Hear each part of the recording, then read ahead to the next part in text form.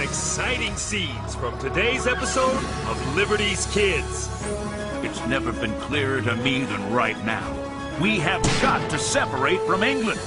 At Lexington and Concord, the British fired on Americans. It's time for them to get as good as they give. It's time for the first American attack on the Redcoats.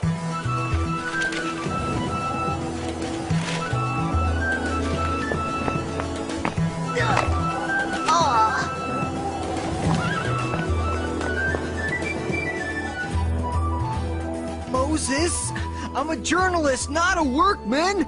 You're whatever I need you to be in order to get the Gazette to the people of Philadelphia. Yes, James. Be a proper patriot and stop complaining. Mayor's here! Hey! Oh, please. Is there anything addressed to Miss Sarah Phillips? Oh, Monsieur Henri Lefebvre, I am expecting a large shipment of gold doubloons from off the coast of Virginia. A small shipment? Ah, perhaps some news from the continent. Here! Over here! Over here! Thank you, my boy. Franklin. There's no word from my father? I'm afraid letters from Ohio are few and far between, Sarah. This separation cannot continue. I will make a home with him in the colonies. I vow it. Nothing for me, neither? Nothing for you either. However, I did receive these out-of-town newspapers. Finally! My doubloons? Perhaps the next mail.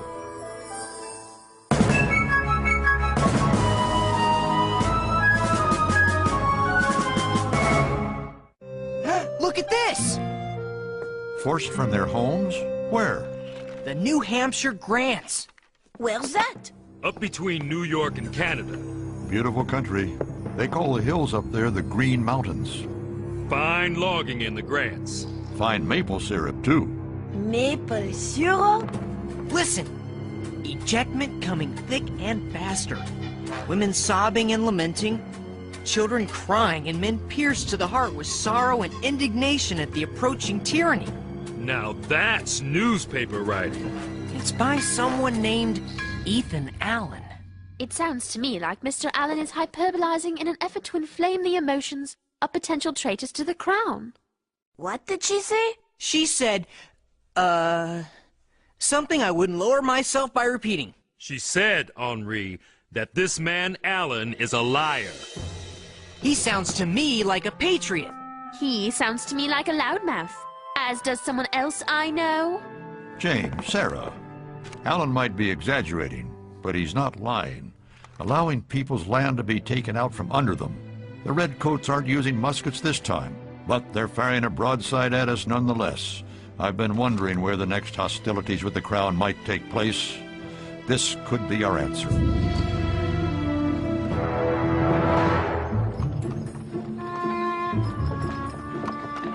You have as much chance of filing a better story than me as a man has of walking on the moon. You're rather sure of yourself for someone with a chunk of venison stuck between his teeth. Where? Oh, got it. Thanks. Look out!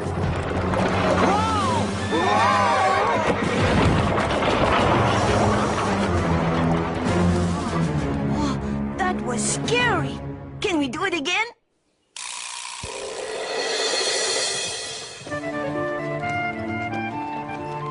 This would be an absolutely lovely place for my family to make a home. Thieves! Let me do the talking. I do not need you to take care of me. Thank you. I will talk with these. Afternoon, youngsters. Can we search him now, Tom? Can we search him? That won't be necessary, Luke. Our friends here will be happy to show us anything interesting they might be carrying about their persons. Won't you, kids? A ways back, we passed a guy who looked real rich. You can probably catch him if you hurry. Come on, Tom. Let's go get him. You're a clever pup, ain't you? Now tell old Tom what you're really doing up in these parts. I am a journalist and demand safe passage in the name of King George III.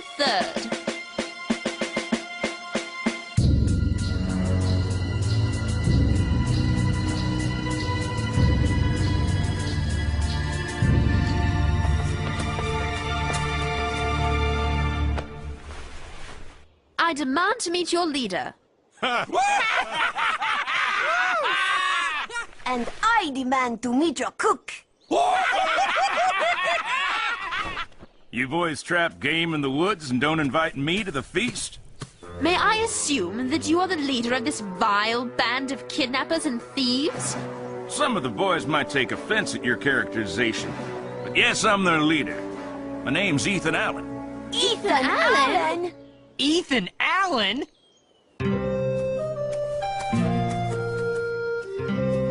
All I did was ask you where the finest land is to be found in the Grants. You Tories come here and expect us to just hand over our land and property? Are you mad or stupid or you just a thief? I can answer that. You call me a thief? You're the one who had me bound and gagged and dragged here against my will. My men were doing their duty. And anyway, you're free now, aren't you? If you won't show me the land, I'll go see it myself. You'll do nothing of the kind, my little redcoat. Yum, maple syrup. No more will you steal our homes out from under our very feet. And, sad to say, no more can we fight your tyranny peaceably. So often have the pleas and arguments of our lawful committees been ignored by your king. Ah! Ethan, on our way here, we saw a man riding a gilded chariot. Pendrake's back. Tom Buell, boys, Pendrake's back. Pendrake? You sure? Our young scout, Mr. Hiller, saw it. Miss Phillips, it looks like you'll get to see a fine Grant's home after all.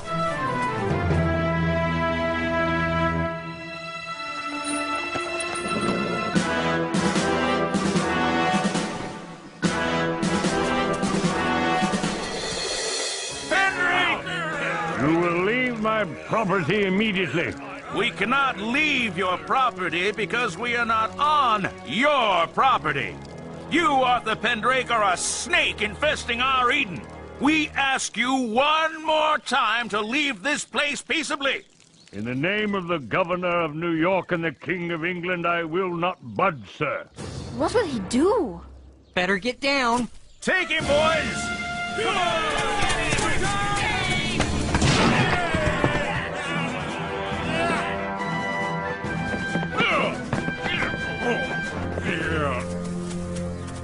Anyone else in the house? No, Ethan. Set the horse free.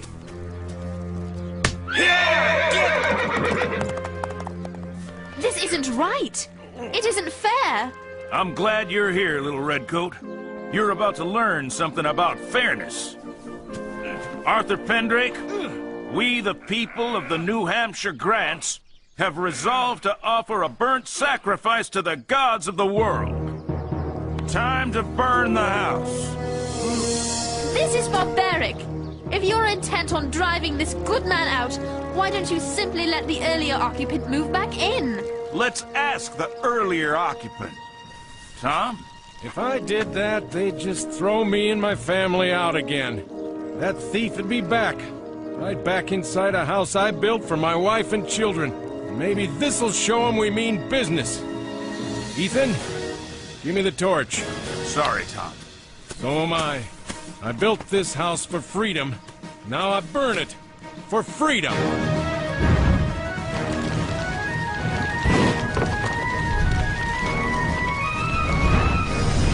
Go your way now. To the devil with your governor, laws, king, council, and assembly.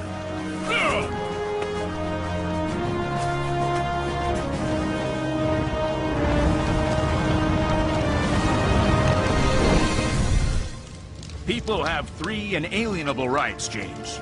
Rights that they cannot be denied.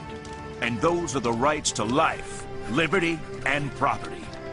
If the government fails to protect those rights, it's the people's right to revolt and form a new government. It's never been clearer to me than right now. That's exactly what we have to do. We have got to separate from England. At Lexington and Concord, the British fired on Americans. It's time for them to get as good as they give. It's time for the first American attack on the Redcoats. Finally! You wouldn't dare. No more burning houses. No more Arthur Pengraves. The Green Mountain Boys are gonna take Fort Ticonderoga in New York.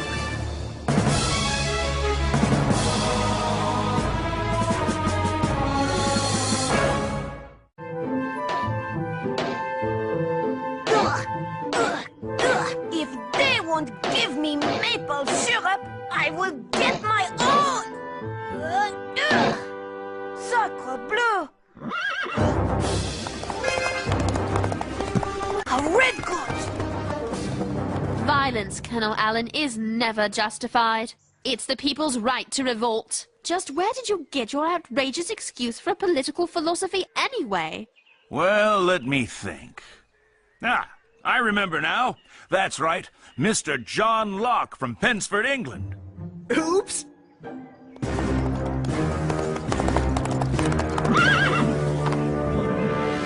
Am I addressing Colonel Allen? You are? I am Colonel Benedict Arnold. Colonel, I have been commissioned by the Massachusetts Committee of Safety to raise a regiment which I have done to attack Fort Ticonderoga. To that end, I hereby order you to turn over to me complete and utter command of the Green Mountain Boys.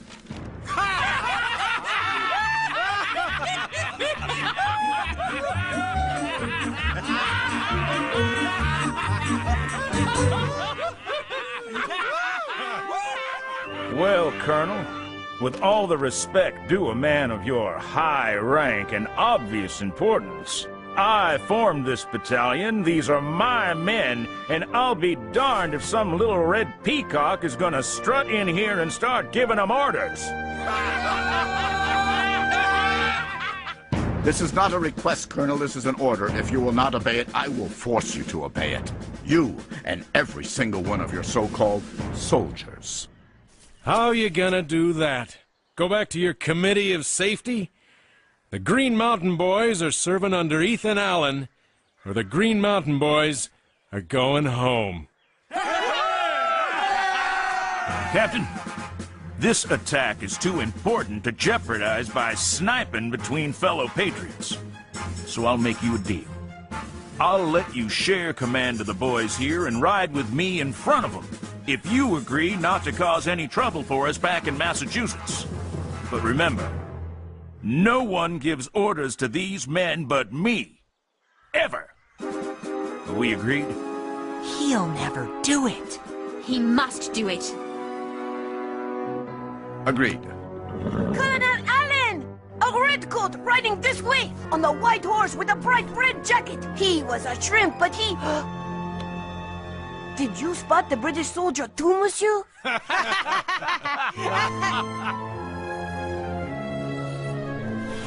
I decided to attack Fort Ticonderoga for two reasons. First, it's cannon. If we can capture the British cannon, with all due respect to you, miss, we can transport them to Boston. And send those redcoats halfway back to England with their own artillery. Second, if we control Ticonderoga, we control the main waterway into the colonies from Canada. And then, my boy, nothing goes on, in, or out of that water unless we Americans say it does. Now, our spies tell us there are only 50 or so British soldiers defending the fort. But we're expecting a heck of a fight anyway. And let me say one thing to the good people of Philadelphia. Brothers and sisters, there ain't one Green Mountain Boy on God's green earth who ain't prepared to meet his maker up there in that fort. Because, Miss Phillips, every man here, no matter how uncouth, how rough, how rude, is profoundly committed to fighting for America's freedom to the last beat of his heart. Colonel Arnold, I wonder if I might ask you a favor? Yes, Miss Phillips? Colonel, I request permission to join you and the Green Mountain Boys in your attack on Fort Ticonderoga. Might I be permitted to accompany you on your attack? I'm afraid that's out of the question. Son, what you're asking is highly irregular.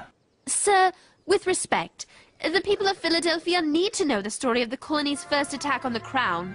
Sir, the people of Philadelphia need to know the story of America's first attack on the tyrannous mullions of King George III.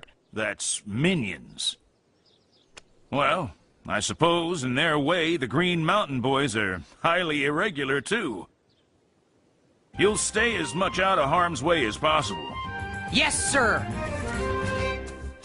I don't doubt that the Pennsylvanians need news of our attack, Miss Phillips, but I'm afraid they'll have to get it from someone less qualified than yourself. I simply cannot permit a proper young lady to accompany troops into combat.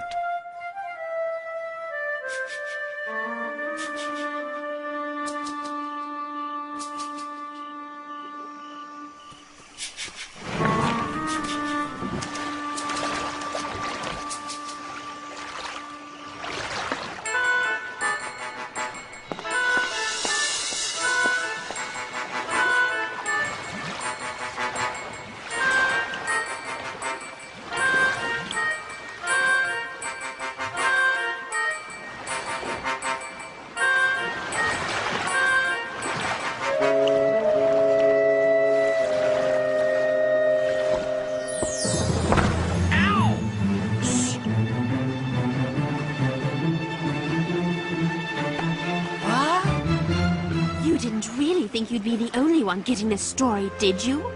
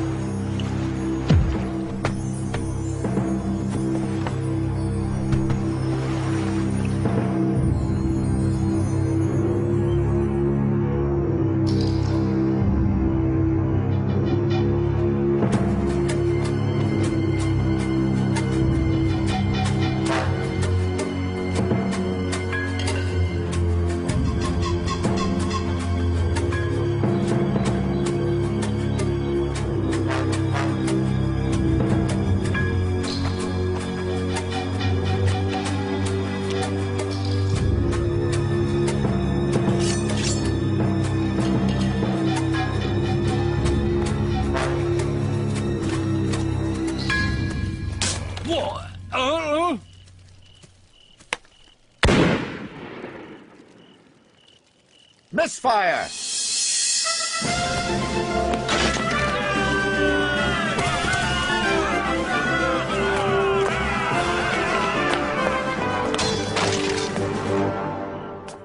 Mercy, sir, mercy! Take me to your commanding officer. Now! All right, all right.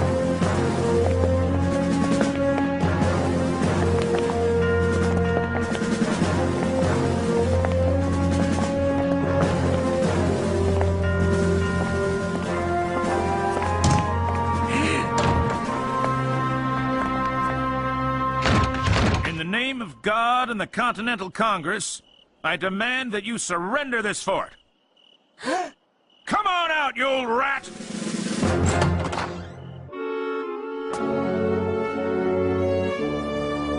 My sword, sir.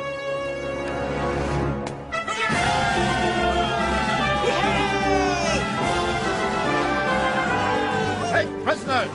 Gather all weapons, artillery, and ammunition! That's an order. Well, go on, boys, and find the rest of these redcoats.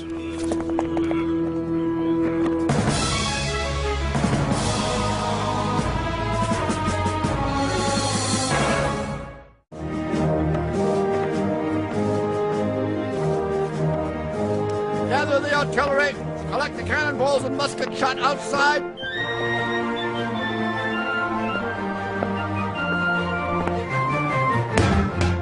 An inch to the left, and you'd be heading for a court-martial in Boston.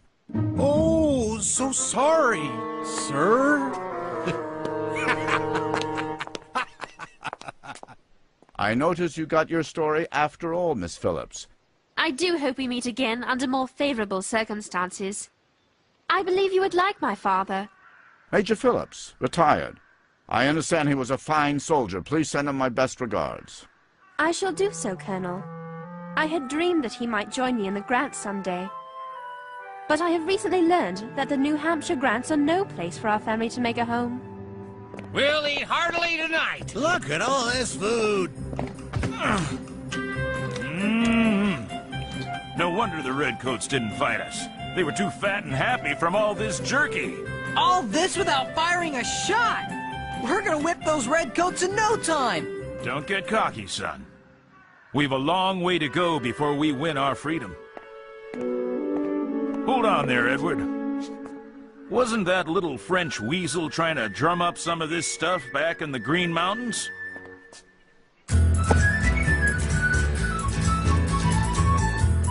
Dr. Franklin will put my story on the front page.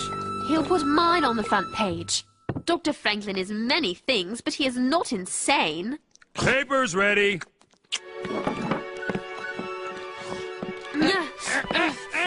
Who got the front page?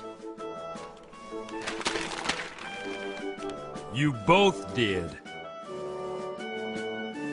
I never thanked you for not giving me away on the boat that night. I had to let you write that story. How else could I prove that mine was superior? Spell superior. Gee, these flapjacks look good. Oh, I imagine they are.